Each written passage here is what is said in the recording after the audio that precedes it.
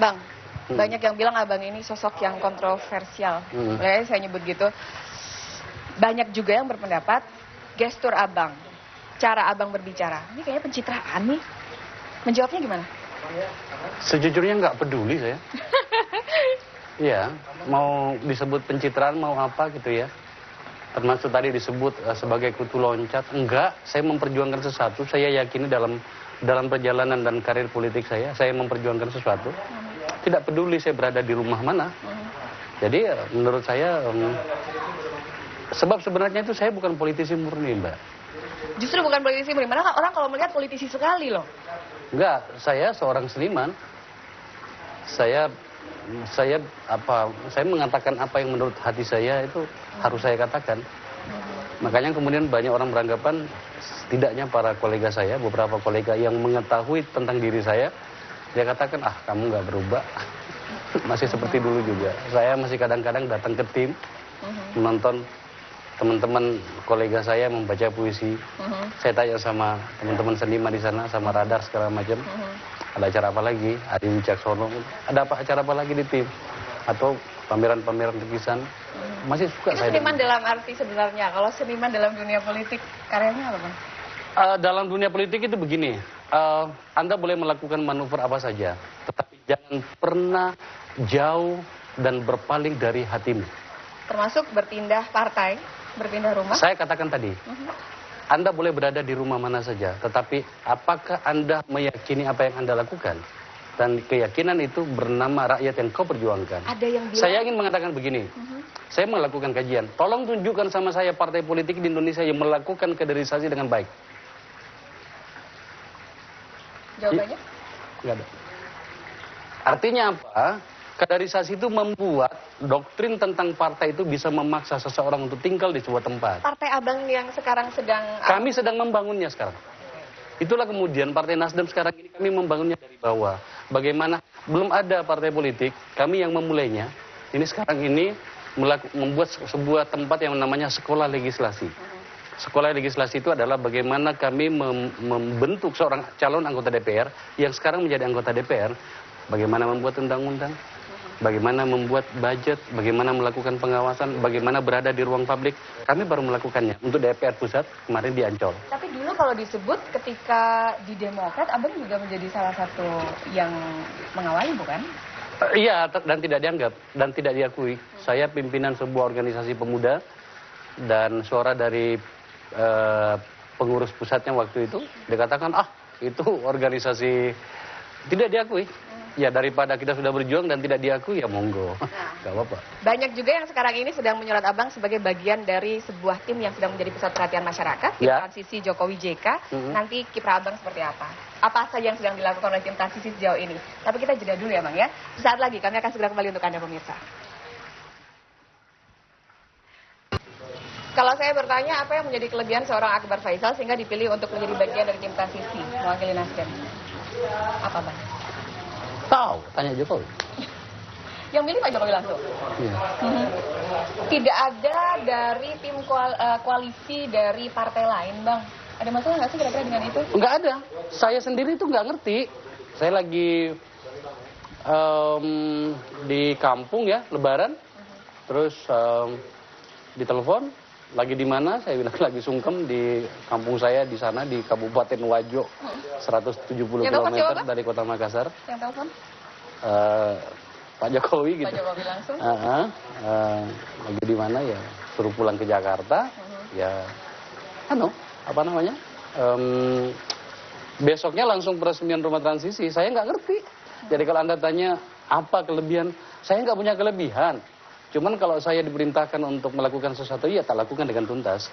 Saya hadapin apapun risikonya, karena itu sebuah mandat ya. Ketika Anda ingat kan ketika saya bersama teman-teman menginisiasi kasus Senturi, kami fight sampai akhir, bahkan satu-satunya anggota DPR yang meminta hak menyatakan pendapat waktu itu, cuman saya. Tapi kan saya sendiri.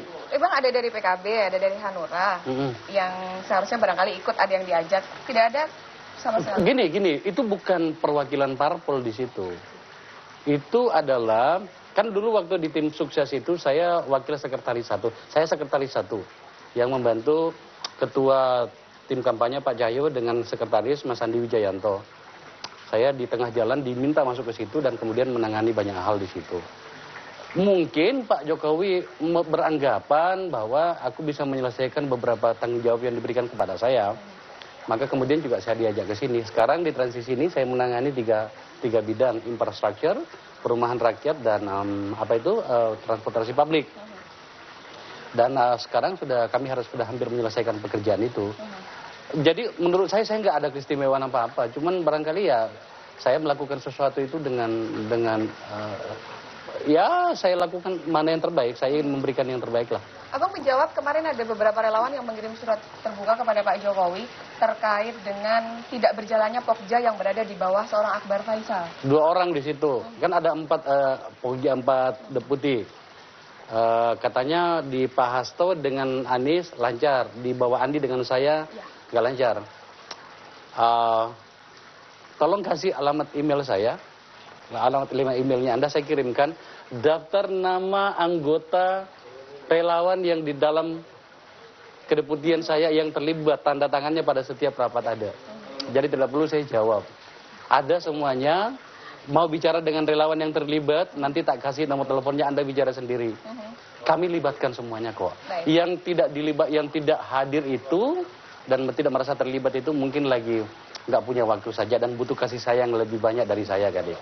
Paling bisa kalau disuruh yang begini lah, Akbar Faisal. Hasil dari yang sudah dilakukan oleh tim transisi sejauh ini, komunikasi dengan pemerintah terutama kemarin intens bertemu dengan beberapa kementerian, diarahkan untuk bertemu dengan Menko. Ada pertemuan juga dengan Pak SBY yang seharusnya tanggal 5 September. Ya, kami kan ingin bertemu dengan pemerintah ya, pemerintah untuk melihat program, kemudian melihat data dan segala macam. Dan setelah kami menunggu, alhamdulillah Pak SBY itu sudah menyatakan membuka diri di Bali ya. Nah, ketika dinyatakan itu, maka kemudian bagi kami, alhamdulillah terbuka pintunya. Kami sudah datang menemui Pak Wakil Presiden juga, gitu ya. Dan Pak Presiden sudah menunjuk 3 menteri, Menko Polkam, Menko Equin, dan Sekretaris Negara untuk berkoordinasi. Alhamdulillah, ini sangat membantu kami. Jadi nggak ada masalah, termasuk suratnya Pak Dipo ya. Ya kalau perlu kita lapor ke Pak Dipo lah, gitu ya. Nggak ada masalah begitu. Ini kerjasama yang baik. Kami memberi respek yang besar kepada pemerintah ya, Pak Presiden. Pak Hairul Tanjung sendiri sudah mengirim orang untuk menemui saya kok. Pak Ishadi untuk berdiskusi lah, secara tidak resmi gitu. Pak SBY menyampaikan beberapa waktu yang lalu, tim transisi dan sudah berkoordinasi atau berkomunikasi dengan beberapa kementerian atau kabinet Indonesia Bersatu Jilid 2. Bahkan ada yang kalian SMS langsung ke Pak SBY, katanya begitu. Kemudian mempertanyakan hal yang tidak seharusnya ditanyakan. Itu bagaimana koordinasi sejauh ini, Bang Akbar? Koordinasi dari kantor transisi yang di Jalan Situbondo nomor 10 Menteng itu jelas. Kami mengirim surat. Suratnya ditandatangani oleh deputi yang bertanggung jawab. Semua orang tahu di mana Situbondo itu. Kami bertanggung jawab, mempertanggungjawabkan kinerja yang di Jalan Situbondo itu. Kalau ada yang menamakan dirinya tim transisian, entah dari mana, ya mohon maaf kami tidak tahu. Abang tapi sudah di cross check atau belum? Siapa? Kita menyebutnya oknum karena Abang belum mengakui bahwa itu bagian dari tim transisi yang mencoba untuk banyak. Kami sudah menerima itu. Ada surat yang dikirimkan oleh bernama Jokowi Watch, kan, untuk berkoordinasi dengan pemerintah. Kabarnya menyambangi langsung kementerian-kementerian. Iya, meminta data segala macam. Kami nggak ngerti Jokowi Watch itu apa. Ditandatangani oleh seorang yang saya kenal sebenarnya. Saya sudah berusaha untuk kontak, untuk menegurnya, tapi nggak tembus. Ya, kami tahu sudah banyak kok yang datang menemui, bahkan ada yang meminta, menamakan diri tim transisi itu, meminta bertemu, mengumpulkan direksi bank-bank pemerintah, BUMN. Nggak sampai ke situ kami. Nggak ada kepentingan kami di situ. Jadi memang ada sih yang mencoba mencari keuntungan di celah-celah yang sempit ini. Tapi betul atau tidak kalau disebutkan tim transisi hingga saat ini mempertanyakan kebijakan yang sudah diberlakukan di pemerintahan SBY? Enggak, itu keliru. Yang pemerintah yang sekarang ini adalah pemerintahnya Pak SBY, Pak Budiono. Tidak, itu mungkin sepengetahuan Bang Akbar Faisal, tapi mungkin tim deputi lain barangkali atau bagian lain yang melakukannya? Orang-orang yang ada di deputi itu orang-orang yang matang. Pak Hasto mantan anggota DPR, wakil sekjen di PDIP. Ibu Rini mantan menteri, mantan Presdir Astra. Pak Andi Wijayanto itu dokter politik, dokter pertahanan, kemudian Anies Baswedan itu rektor. Tidak ada yang berjalan sendiri sejauh ini, pengamatan Anda sama sekali? Kami setiap minggu itu minimal 2 kali itu bertemu untuk melaporkan progres dari masing-masing kedeputian. Clear kok. Clear. Jadi kami tahu, sekali lagi saya sampaikan bahwa ada memang yang menamakan diri tim transisi entah dari mana. Dan sayangnya kami nggak punya waktu untuk mengambil tindakan hukum untuk itu. Insya Allah kalau tim transisi yang di Situbondo 10, Menteng, kami tahu bagaimana berkomunikasi dengan pemerintah dan itulah saluran resmi antara pemerintahan transisi Jokowi dan JK yang akan diminta berkomunikasi dengan pemerintah. Dengan pemerintah dalam hal ini yang ditunjuk adalah Menko. Kabarnya dari tim transisi ada yang sudah langsung ingin bertemu dengan menteri-menteri selain Menko yang kemudian disebut akhirnya mengganggu pekerjaan dari menteri-menteri yang masuk dalam. Gini, sebenarnya gini, kan waktu kami kan di tim transisi, maksud saya itu kan waktunya nggak panjang. Pelantikan Presiden tanggal 20 Oktober. Sementara tim transisi ini diperintahkan oleh Pak Jokowi dan Pak JK untuk menyiapkan program formulasi bagaimana sih pemerintahan ini dijalankan bahkan pada hari pertama setelah dilantik. Ya kan? Tapi kan itu membutuhkan brainstorming dan segala macam yang banyak. Nah, kami pingin bagaimana komunikasi dengan pemerintahan yang sekarang ini berjalan cepat. Tetapi kan ya mereka menentukan mekanisme, ya kami harus ikut itu. Nah, ketika Bapak Presiden mengatakan membuka diri, maka kemudian beberapa dari kami itu mencoba untuk, karena kami kan kenal juga kan di kementerian. Tapi betul atau tidak Bang, ada yang menghubungi menteri-menteri tersebut secara langsung, yang kemudian menteri-menteri itu mengeluh karena tidak merasa diinstruksikan, bingung, tidak mendapatkan arahan dari Presiden SBY? Gini, kan kalau menteri-menteri itu kan koordinasinya, komandonya dari Presiden. Wajar mereka kalau kemudian bertanya, ya mereka bertanya bagaimana sikap pemerintah. Dan itu sudah terjadi kok. Makanya kemudian kami sama sekali tidak merasa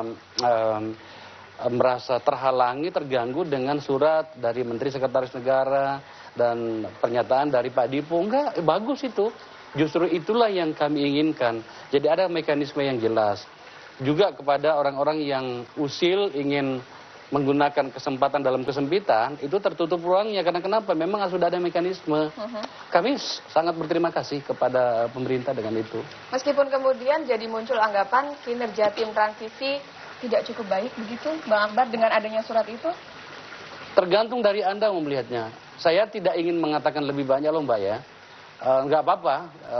Ada beberapa pihak yang mengkritisi tim transisi, tetapi saya ingin menyatakan kepada Anda dan halayak ramai bahwa yang kami siapkan ini adalah bagaimana meyakinkan Presiden dan Wakil Presiden terpilih itu sudah pekerjaannya langsung tune in bahkan pada hari pertama. Di tim transisi ini kami menyiapkan program di mana kemudian revolusi mental yang digaungkan oleh Pak Jokowi itu dan perubahan yang sebenarnya itu kita rancang dengan sangat baik. Tetapi kan waktunya terbatas. Kalau dikatakan kemudian kinerjanya bla bla bla, terserah Anda mau melihatnya dari sudut pandang yang mana. Tapi kami ingin memastikan bahwa yang kami rancang di tim transisi ini adalah bagaimana pemerintahan ini seperti yang diinginkan oleh masyarakat. Bagaimana menangani transportasi yang baik, ya kan? Bagaimana kemudian perumahan itu. Salah satu kalau Anda bertanya, transportasi yang baik kayak apa? Ada keteladanan di situ. Jangan meminta orang naik kereta api, tapi pejabatnya sendiri itu menggunakan mobil pribadi mewah. Nah, ini dia. Yang seperti itulah. Salah satu hal yang selalu disampaikan oleh Deputi Tim Transisi adalah masalah transparansi. Nanti juga akan dijawab oleh Bang Akbar Faisal. Bagaimana juga Jokowi JK komunikasinya sejauh ini, obrolan-obrolan yang disampaikan langsung kepada tim transisi barangkali ada Bang? Iya. Selalu? Iya. Seberapa sering? Sering. Nanti, sesaat lagi. Nah, itu Bang ya. Mari silakan kita sambil makan, tapi saya juga lanjutin. Bang, tadi saya janji pada pemirsa untuk bicara tentang seberapa sering Jokowi maupun JK ini berkomunikasi tentang apa-apa saja progres yang sudah dilakukan oleh tim transisi? Kami harus melaporkan secara rutin ya kepada beliau karena kami bekerja bagi mereka berdua. Misalnya untuk bidang saya itu infrastruktur, transportasi publik dan perumahan rakyat. Kalau Mas Andi itu Andi Wijayanto, arsitektur kabinet yang paling seksi sekarang ini dibicarakan orang. Kami sering ditanya siapa menterinya, ya nggak ngerti kami.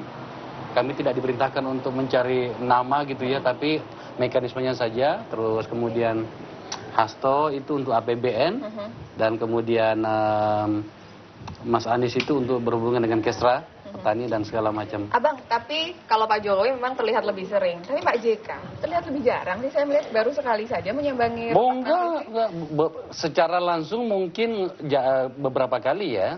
Tetapi perintahnya itu lancar kok kepada kami. By phone? Atau... By phone, ya. Beliau memerintahkan ini dan memberikan petunjuk apa. Karena kan Pak JK itu kan orang yang sangat memahami bagaimana menjalankan sebuah pemerintahan. Toh beliau sudah 10 tahun di pemerintahan kan. Abang, ada yang serius loh menyebutkan kalau Pak JK sengaja tidak mau terlalu banyak intervensi, tidak mau terlalu banyak mencampuri apa yang dilakukan oleh tim transisi karena tidak banyak diajak komunikasi, Bang. Oh enggak. Ini perintah tentang transisi ini perintah dari mereka berdua kok. Yang menerima mandat dari rakyat ini, yang memenangkan pemilu ini, selisih 8 juta dari kompetitornya itu, ya beliau berdua. Jadi kami mendapatkan perintah itu dari mereka berdua. Kami lakukan apa yang harus yang mereka perintahkan gitu. Jadi sebenarnya itu tidak benar. Memang ya kita paham lah. Kan ada juga yang suka dalam bahasa anak muda itu kan suka ngompor-ngompori gitu kan. Enggak lah, kami fokus saja bekerja. Kami fokus saja bekerja. Kami tidak terganggu oleh berbagai hal. Seperti yang saya jelaskan pada Anda tadi. Jangan lupa ya, yang mempertanyakan soal apakah saya melibatkan relawan atau tidak itu nanti tak kasih email ya. Lengkap tanda tangannya di situ. Masih loh, diulang lagi loh. Itu loh penekanan. Iya, karena kami bekerja sama dengan baik. Dengan relawan kerjasamanya sangat baik. Itu dicatat. Mudah-mudahan mendengar ini semuanya ya Bang ya. Oh sangat bagus. Satu lagi Bang yang juga menjadi pertanyaan. Ini juga ICW salah satunya mempertanyakan. Kami para wartawan juga karena waktu itu seringkali kami mendapat atau mendengar statement bahwa tim transisi akan memberikan contoh budaya yang baru tentang transparansi. Tapi kami melihat sejauh ini kami juga masih mempertanyakan karena transparansi itu belum terlihat kalau berbicara masalah biaya untuk operasional tim transisi, Bang. Dari mana asalnya, Bang? Rumah yang di Jalan Situbondo nomor 10 itu rumah seseorang entah siapa dan itu disewa. Satu. Yang kedua, kami di dalam berlima, sekarang berenam karena ada tambahan dari PKB, Mas Eko, itu operasionalnya itu dari Pak Jokowi dan Pak JK. Kami digaji di situ.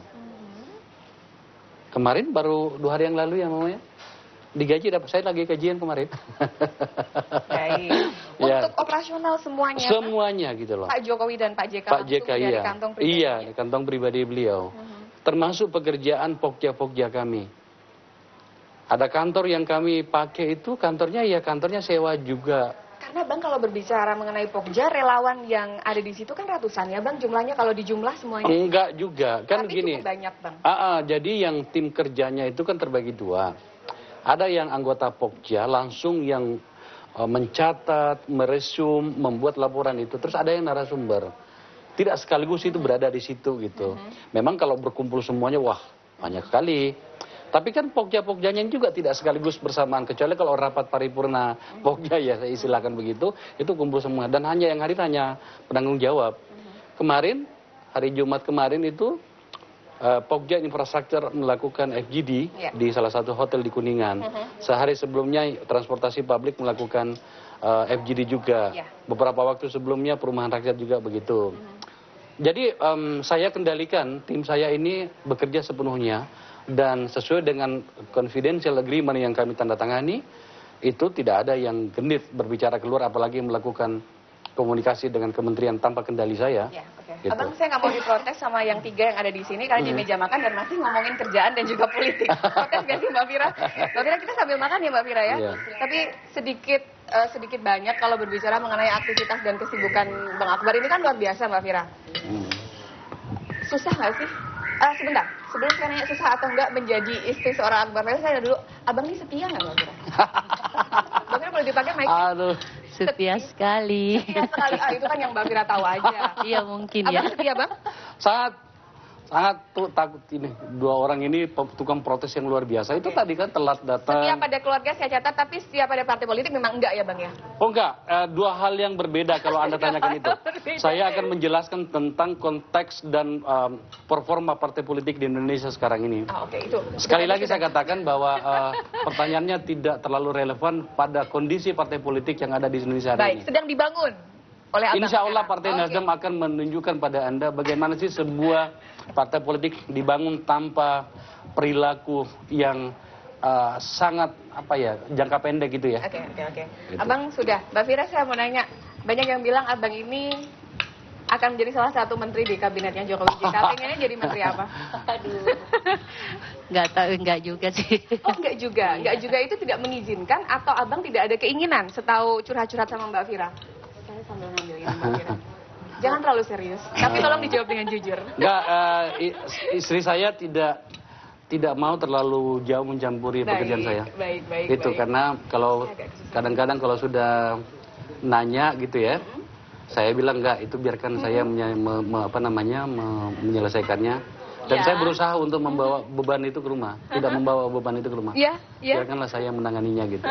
Seperti itu. Jadi apalagi misalnya jadi menteri, enggak lah. Itu bukan kewenangan kita, itu urusannya Pak Presiden. Tapi kalau ditunjuk nggak bisa nolak dong Bang? Saya sekali lagi mengatakan yang punya otoritas itu Presiden dan Wakil Presiden terpilih. Kami mau diperintahkan kemana? Diperintahkan saya pulang ke kampung di Sulawesi Selatan, saya pulang. Itu aja. Diperintahkan jadi apa? Atau juga pekerjaan kami di rumah transisi apa sih? Baik. Rumah transisi itu ya pembantu kami di sana. Gitu. Nah, kalau Bapak jadi menteri, Bapak akan tambah sibuk ya? Setuju atau enggak kalau Bapak tambah misalnya nanti jadi menteri? Gimana ya? Kalau Papa jadi menteri kan tambah sibuk, pulangnya tambah lama. Jadi intinya? Jadi nanti Bapak tidurnya kurang. Oh, mikirin tidurnya yang kurang. Ini anak yang sayang sekali sama papanya. Jadi nggak setuju nih intinya. Bang, nggak setuju. Jadi nanti kalau misalnya abang benar-benar jadi menteri, tidak mengindahkan apa yang disampaikan. Kok jadi larinya ke situ sih pertanyaannya gitu? Abang, aku tidak sabar untuk menyantap makanan ini. Mbak Fira, kita sambil menyantap makanan. Teman saya yang ada di Wisma Nusantara.